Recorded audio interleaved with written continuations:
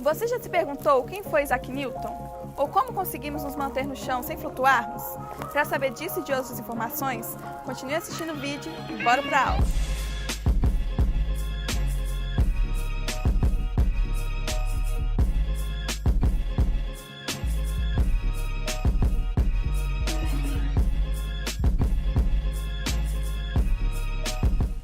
A propriedade que os objetos têm de caírem quando soltos de uma certa altura a partir do solo já era bem conhecida desde muito tempo atrás.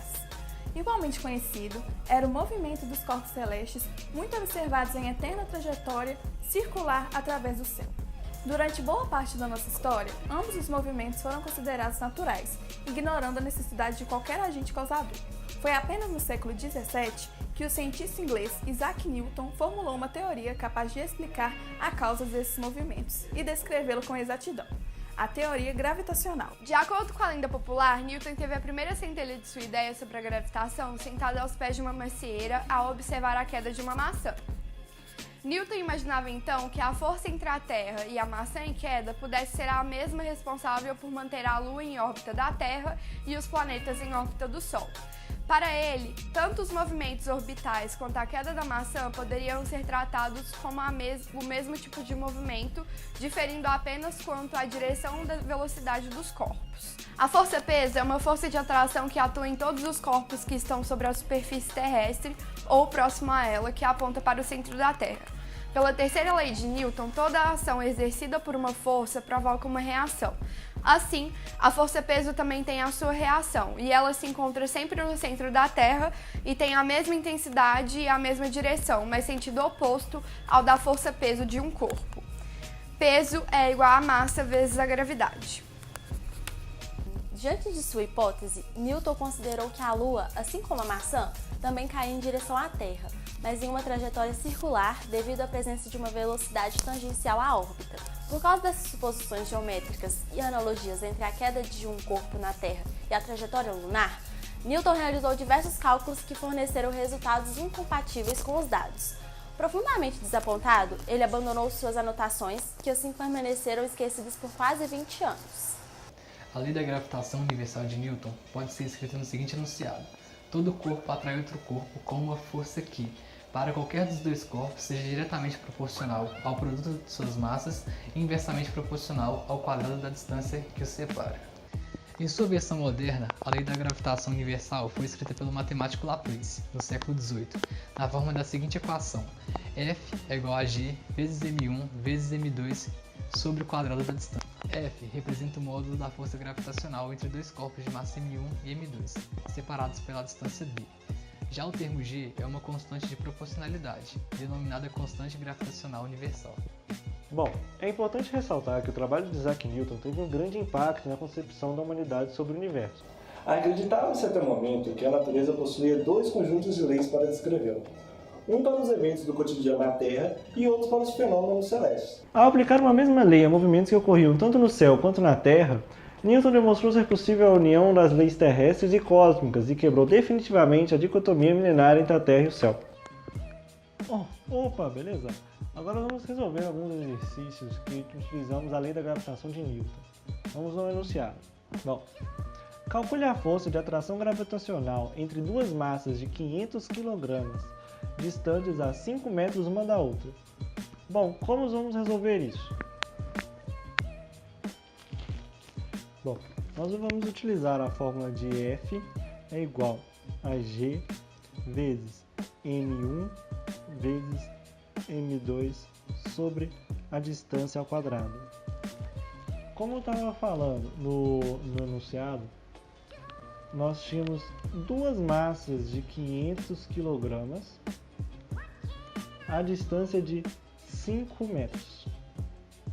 Ok? F é igual à força de atração. G nós temos a constante gravitacional. Na G, se não houver um número avisando qual é a constante gravitacional, nós utilizamos a gravitação universal, que é igual a 6,67 vezes 10 a menos 11. Então daria 6,67 vezes 10 a menos 11. F é igual à força de atração, G é a constante universal, M é as massas dos objetos, então seria 500 kg, e D é a distância dos objetos. Bom, agora é apenas jogar na fórmula. É só você fazer colocar o F, né? F que é o que você quer descobrir a força de atração entre os objetos, é igual a G, que é a constante universal, que é 6,67 vezes 10 a menos 11, faltou isso, vezes os 500 quilogramas dos objetos.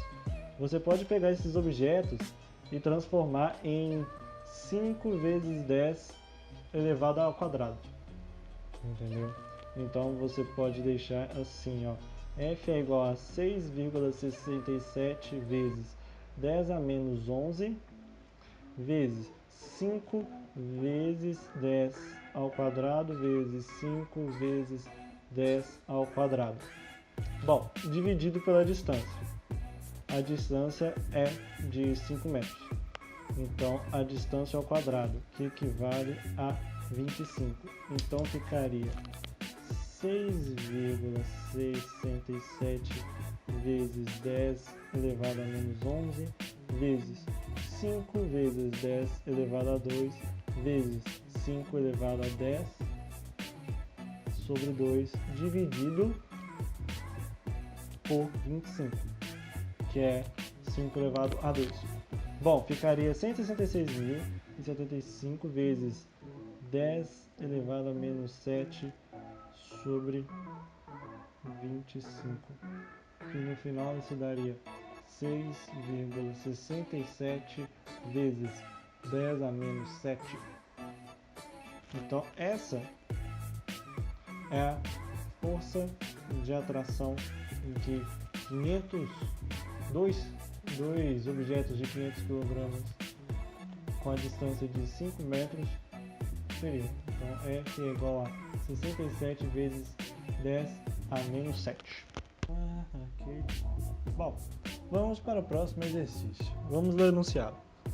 Sabendo que a massa de Júpiter é mj é igual a 2 vezes 10 sobre 27 kg e que a massa da Terra é mt é igual a 6,0 vezes 10 a 24 kg, o módulo da força gravitacional entre a Júpiter e Terra no maior momento de proximidade é... Nós temos um dado aqui que a maior proximidade ocorreu a 6 vezes 10 elevado a 11 metros. Bom, vamos começar então. Ao utilizarmos a fórmula, né, que vamos repetir ela, vamos ter que usar ela. F é igual a G vezes o M da Terra vezes o M de Júpiter, dividido pela distância ao quadrado. Ok, vamos lá. Nós sabemos que G, ele nos deu, vamos colocar aqui, isso. G nos deu que seria 6,7 vezes 10 a menos 11, né? A massa da Terra, né, que é o MT, isso aqui é um T, tá, galera? É igual a 6,0 vezes 10 a 24, e de Júpiter seria, M de Júpiter seria 2,0 vezes 10 a 27. E também a distância, que seria 6,0 vezes 10 a menos 11. Ok, vamos ver. É só acrescentar esses itens aqui na forma. Vamos lá. Ficaria F é igual a 6,7 vezes 10 a menos 11 vezes 6,0 vezes 10 a 24 vezes 2,0 vezes 10 a 27. Dividindo isso tudo sobre a distância entre a maior distância que rolou entre Terra e Júpiter, que foi de 6,0 vezes 10 a 11. Bom, como a gente vai usar o quadrado, a gente vai colocar entre parênteses aqui e acrescentar o quadrado. Bom, agora é apenas resolver esses produtos entre potências, e aí nós vamos ter F é igual a 80,4 vezes 10 a 40 dividido por 36 vezes 10 a 22. Isso daí vai dar para nós que a força de atração entre a Terra e Júpiter é igual a 2,23 vezes 10 a 18. Então, essa daqui é o nosso resultado que temos.